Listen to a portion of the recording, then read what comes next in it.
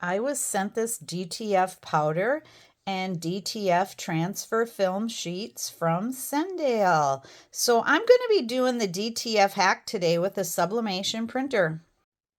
So I'm starting out in my creative fabric. I have the all access. I'll have a link below for that.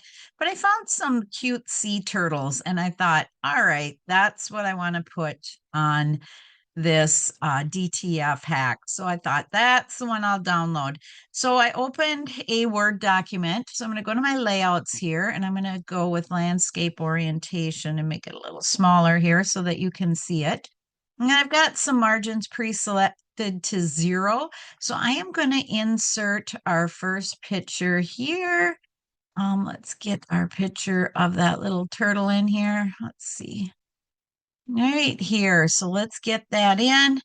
And I think that's just adorable. So I'm going to do the wrap and through peach feature here. I am going to be printing from Word. That's just my preference.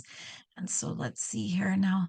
That's a little too big here. Goes off the page. I don't want that cut off on the bottom. Make that a little bit smaller.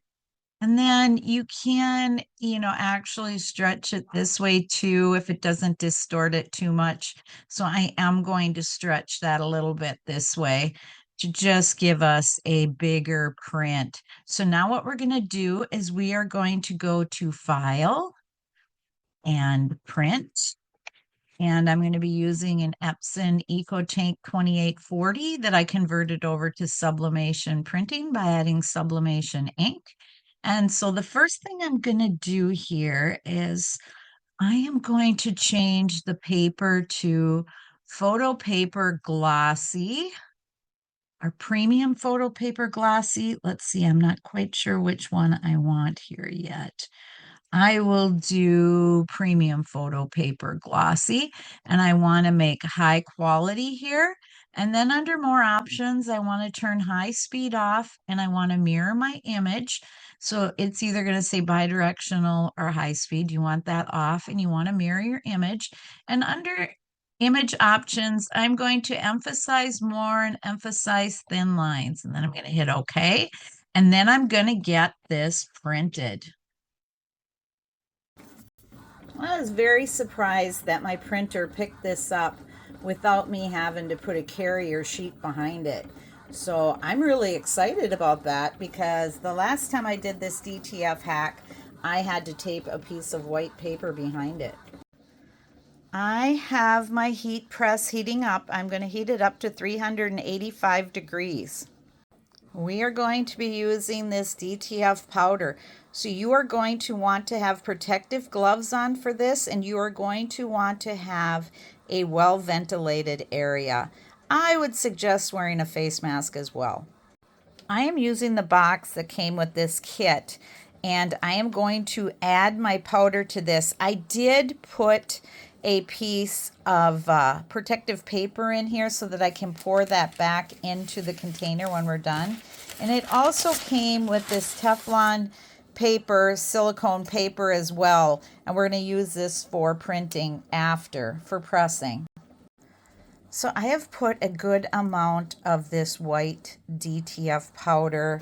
It is the white medium powder. I put a good amount of that in this box so that when we put the print in, we can run it through that real well.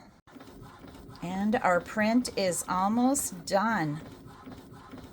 We're going to let this dry for a few seconds, up to a minute, before I put the powder on. Here is our print. It looks amazing. So I'm hoping you can see this real well. So I just ran this powder right over the print to get a lot of powder on it.